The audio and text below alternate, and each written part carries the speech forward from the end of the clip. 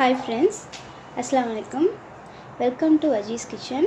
இன்னைக்கு நம்ம என்ன பார்க்க போறோம்னா மட்டன் கோலா உருண்டை பார்க்க போறோம். இங்க பாருங்க ஒரு சூப்பரான டெலிஷியஸான டிஷ். இது வந்து மட்டன் பால்ஸ் ன்னு கூட சொல்லலாம்.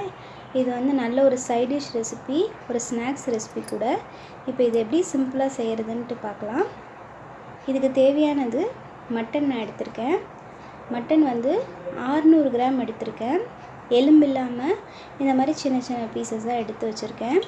இப்போ இதை வந்து ஒரு மிக்சர் ஜாரில் போட்டு நல்லா கிரைண்ட் பண்ணி எடுத்துகிட்டு வந்துடலாம். இப்போ இது நல்லா கிரைண்ட் ஆகிடுச்சு.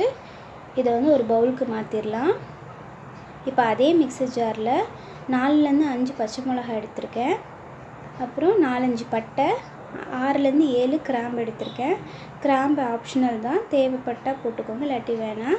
25 கிராம் மிளகு, 50 கிராம் இஞ்சி, 50 கிராம் பூண்டு, அப்புறம் ஒரு சின்ன சைஸ் தேங்காய் எடுத்திருக்கேன். அப்புறம் ஒரு 2 கைப்பிடி அளவுக்கு கொத்தமல்லி இலை, கொஞ்சமாக புதினா. இது வந்து ஒரு வாசனைக்கு தான் போடுறோம், நிறைய போட்டோன்னா அந்த பால்ஸ் வந்து கருத்துரும். இப்போ இதை நல்லா ஃபைன் பேஸ்ட்டாக அரைச்சாச்சு. இதை கறியோடு ஆட் பண்ணி நல்லா பிசைஞ்சிடலாம். நல்லா மிக்ஸ் பண்ணிடலாம் ரெண்டுத்தையும். இப்போ ஓரளவுக்கு மிக்ஸ் ஆகிடுச்சு. இப்போ இதில் வந்து நமக்கு தேவையான டேஸ்ட்டுக்கு ஏற்றாப்புல சால்ட்டு சேர்த்து மறுபடியும் ஒரு வாட்டி மிக்ஸ் பண்ணிடலாம். இப்போ இது கொலன்னு இருக்கனால நான் வந்து பொட்டுக்கடலை பவுடர், அதாவது 300 கிராம் பொட்டுக்கடலை பவுடர் வந்து நல்லா பவுட்ரு பண்ணி வச்சுருக்கேன். ஒன்றும் பாதியமாக அரைக்காதீங்க, நல்ல ஒரு ஃபைன் பவுடராக அரைச்சிக்கோங்க.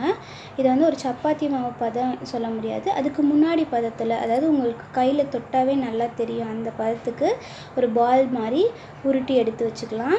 இப்போ இதை பால்லாம் உருட்டியாச்சு. இப்போ ஆயில் நல்லா காஞ்சிருச்சு. இப்போ இதை வந்து நல்லா டீப் ஃப்ரை பண்ணி எடுத்துக்கலாம். இப்போ இது 1 by 1 நான் வந்து ஆட் பண்ணிக்கிறேன்.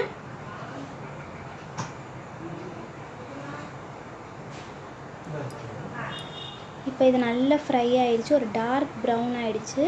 இப்போ இதை வந்து ஒரு சர்விங் பிளேட்க்கு மாற்றிடலாம்.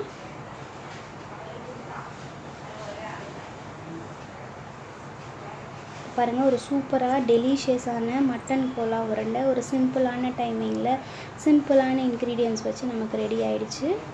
இது நல்ல ஒரு குட் ஸ்நாக்ஸ் ரெசிபி. குழந்தைங்க மட்டன் சாப்பிடாத பிள்ளைகளுக்கெல்லாம் இதை வந்து நீங்கள் செஞ்சு சாஸோடு வச்சு கொடுத்தீங்கன்னா நல்ல ஒரு காம்பினேஷன், நல்லா விரும்பி சாப்பிடுவாங்க. கண்டிப்பாக இதை ட்ரை பண்ணி பாருங்கள். இது பெரியவங்க சின்னவங்கன்ட்டு ஒரு இது இல்லாமல் எல்லாத்துக்கும் பிடிக்கும். பிடிச்சிருந்துச்சின்னா ஃப்ரெண்ட்ஸ்க்கெல்லாம் ஷேர் பண்ணுங்கள், கமெண்ட் பண்ணுங்கள். மறக்காமல் அஜீஸ் கிச்சனை சப்ஸ்கிரைப் பண்ணுங்கள்.